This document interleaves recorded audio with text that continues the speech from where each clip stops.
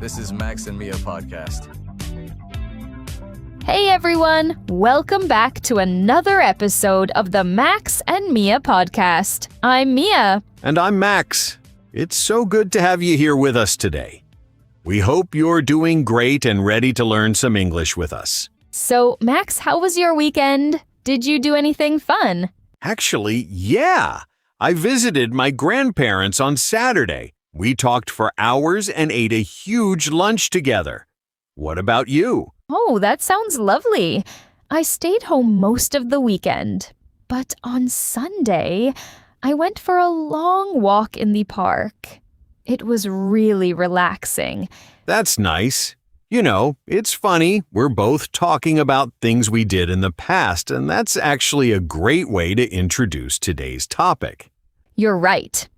Today we're going to talk about the past, specifically how to describe actions that happened and finished at a specific time. Exactly.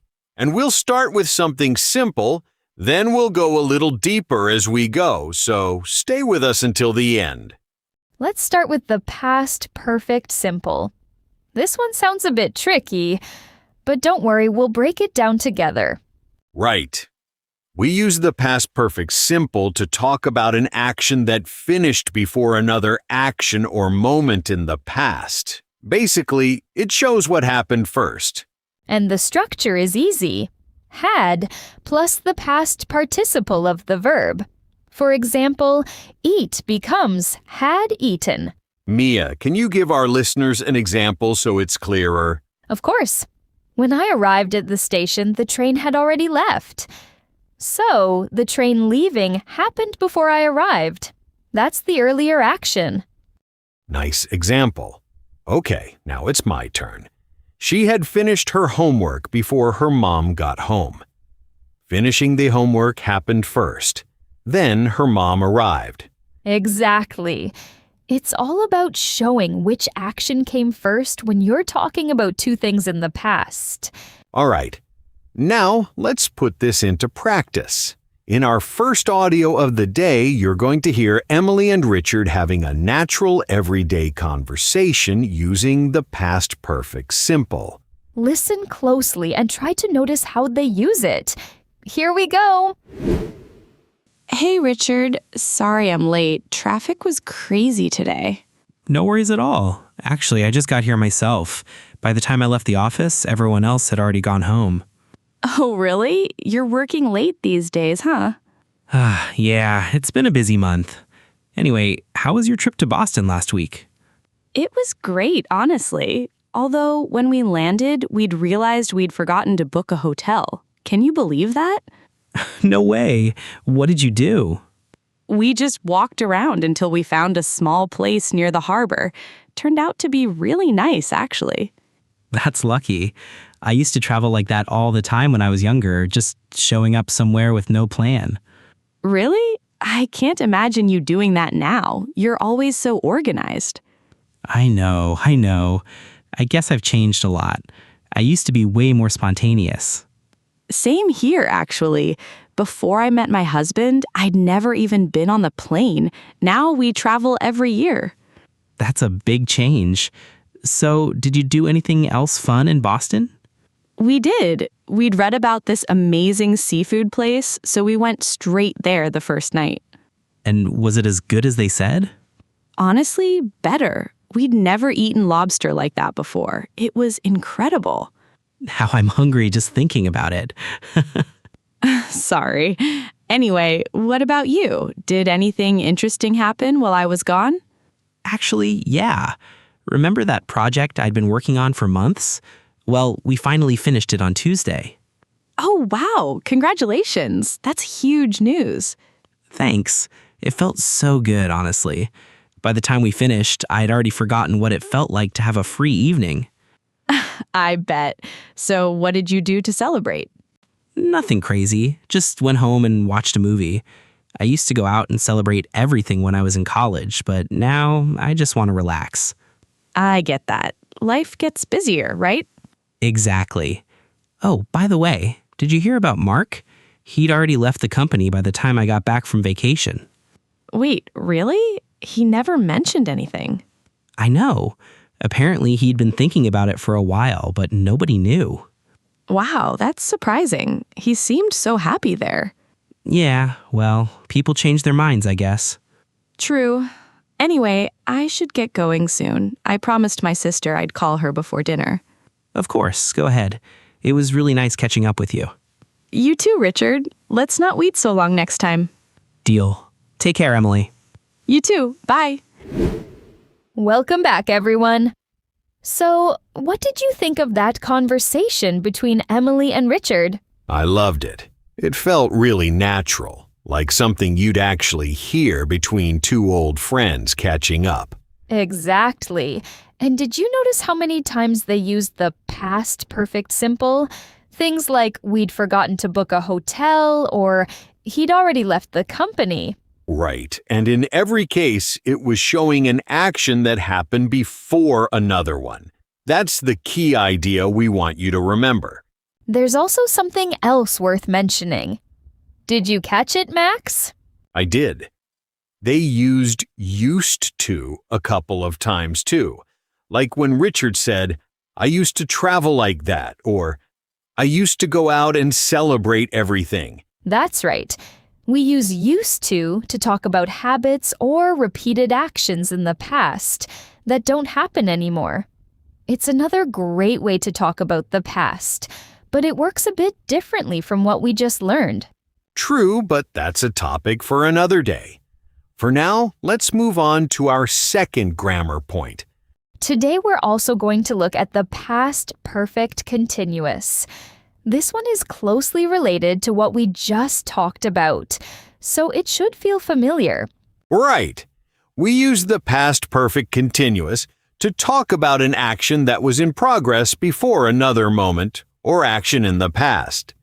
It shows how long something had been happening. And the structure is had been plus the verb with ing. For example, wait becomes had been waiting. Let's compare it with what we learned earlier. If I say I had finished my homework, that's the past perfect simple, it just shows the action was completed. But if I say I had been doing my homework for 2 hours, that's the past perfect continuous, and it focuses on the duration. That's a great way to explain the difference. Can you give our listeners a full example, Max? Sure. By the time Richard got home, he had been working for 10 hours straight. See? It shows the action was happening continuously before that moment. Nice one. I've got one too. She had been living in Madrid for 5 years before she moved to London. Here, the focus is on how long she'd been living there. Now, there's a common mistake a lot of learners make. They forget the word been and just say something like, I had working, which isn't correct. Right. Always remember had plus been plus the ing form. That's the full structure. Another mistake is using this tense with actions that don't usually continue over time, like know or believe. We don't really say, I had been knowing him. We just say, I had known him. Good point. So keep those tips in mind as you listen to our next audio. Speaking of which, it's time for our second conversation of the day. This time, you're going to hear 2 new voices having a natural chat and using the past perfect continuous. Listen carefully and see if you can spot it. Here we go. Lisa, hey, I haven't seen you in ages. How have you been?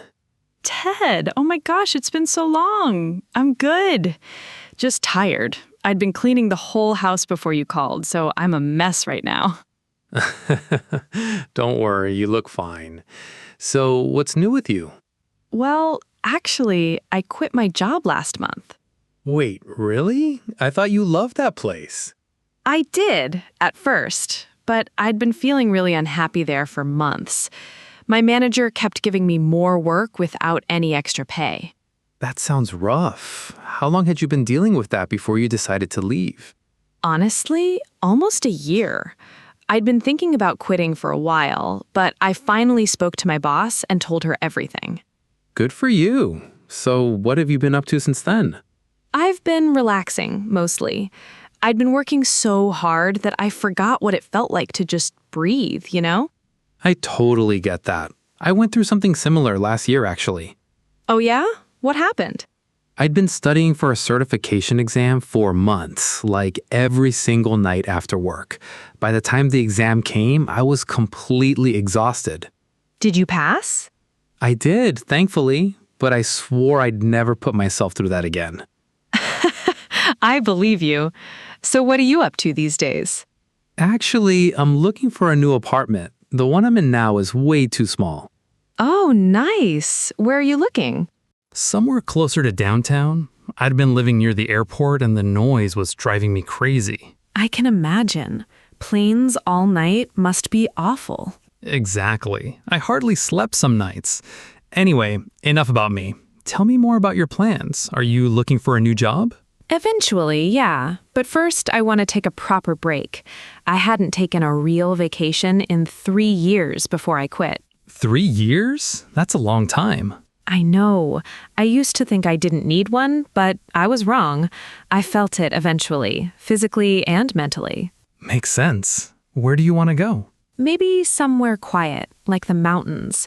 I'd been dreaming about that trip for so long, and now I finally have the time. That sounds perfect. You deserve it. Thanks, Ted. Hey, before I forget, did you hear about Anna? No, what happened? She broke her leg last week. She'd been running in the park when she fell. Oh no. Is she okay? She's fine now, just resting a lot. She said she'd been training for a marathon before the accident happened. Wow, that's terrible timing. Poor Anna. I know. Anyway, we should catch up properly soon. Maybe grab coffee? Definitely. I'd love that. Let's plan something next week. Sounds great. It was really good seeing you, Ted. You too, Lisa. Take care.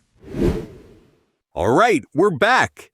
So, what did you all think about Ted and Lisa's conversation? I really liked it. It felt so real, like two friends just catching up after a long time apart. Totally. And did you notice how naturally they used the past perfect continuous? Things like, I'd been feeling really unhappy, or she'd been training for a marathon. Yes, exactly. It always shows an action that was in progress before something else happened. In Lisa's case, she'd been unhappy for months before she finally quit. Right. Now, there's something else we want to point out. Did you catch the irregular verbs in that conversation? Oh, good one. There were quite a few, actually. Let's mention a couple. Sure. Anna broke her leg. That's the past form of break. And she fell while she was running, which comes from fall. And don't forget felt from feel. Lisa mentioned she felt it physically and mentally after not taking a vacation for 3 years. Exactly. These irregular verbs don't follow the normal ED pattern. So it's really important to memorize them individually. There's no shortcut here, unfortunately. True. But the more you listen and practice, the more natural they'll start to feel. That's actually one of the best reasons to listen to conversations like these.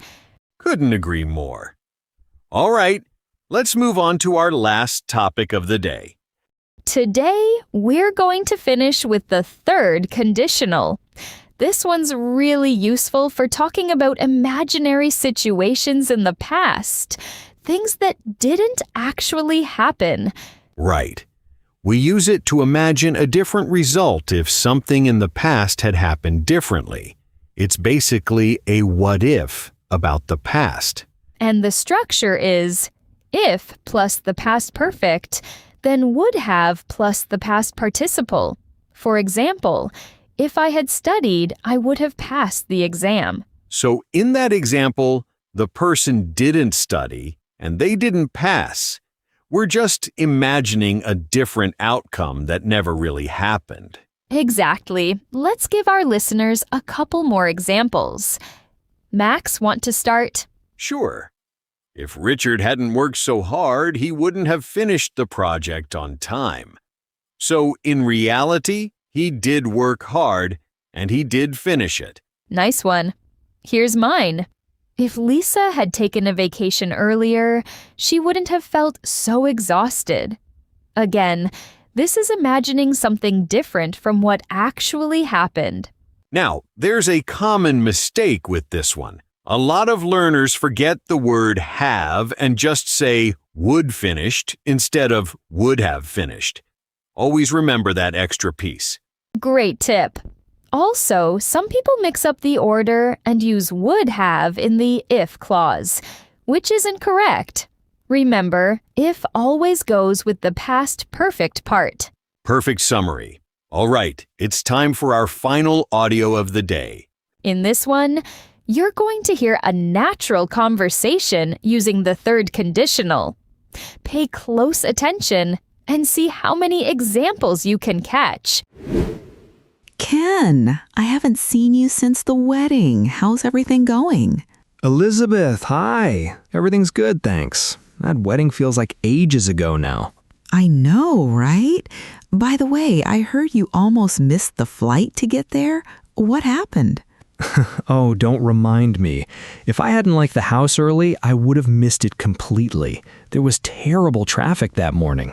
Wow, that's stressful. I would have panicked so much. Honestly, I did panic a little. If the driver hadn't taken a shortcut, we wouldn't have made it in time. That's lucky. I remember thinking you looked a bit tired at the ceremony. Yeah, I was exhausted. If I'd known it would be that stressful, I would have booked an earlier flight. Lesson learned, I guess. Anyway, how's work been since then? Actually, pretty busy. I got a promotion last month. Really? Congratulations. That's amazing news. Thanks. Although, if I hadn't applied for that extra project last year, I probably wouldn't have gotten it. It really helped me stand out. That makes sense. Taking risks usually pays off, doesn't it? It does. What about you, though? How's the new apartment? Oh, it's great, but it was a nightmare finding it. If my friend hadn't told me about the listing, I would have never found it in time. Sounds like good timing on both sides. Definitely. Although if I'd searched a bit longer, I might have found something even cheaper. Maybe, but sometimes it's better not to overthink these things. True. Oh, speaking of overthinking, remember that trip we almost took to Portugal? Oh my gosh, yes. If we'd actually booked those tickets, we would have been there during that huge storm. I completely forgot about that. We got so lucky we canceled. Seriously, if we hadn't changed our minds, our whole trip would have been ruined. Everything happens for a reason, I guess. Exactly. So, are you planning any trips this year? Maybe. I'd love to go somewhere warm, but I haven't decided yet. You should. If you don't take a break soon, you'll end up exhausted like I was before my promotion. Good point. I'll think about it. Well, it was really nice catching up with you, Elizabeth. You too, Ken. Let's not wait for another wedding next time. Deal. Take care. And we're back one more time. So, what did you think about that conversation between Elizabeth and Ken? I loved it. So many great examples of the third conditional in there. Right. Did you catch them all? Things like, if I hadn't left the house early, I would have missed it completely. Or, if we'd actually booked those tickets, we would have been there during that huge storm. Exactly. Every single one imagines a different past, something that could have happened but didn't. That's the whole idea behind this grammar point. And I think it's a great one to end on today because, honestly, it ties together everything we talked about. The past perfect simple, the past perfect continuous, and now the third conditional, they're all connected to how we talk about the past. Absolutely. And that brings us to the end of today's episode. It really does. Thank you all so much for staying with us until the end. We really appreciate it. If you enjoyed today's episode, don't forget to subscribe so you never miss a new one. And if this helped you, give it a like too. It really helps us keep making content like this for you. Also, do us a favor. Share this episode with 3 friends who are learning English. It could really help them too.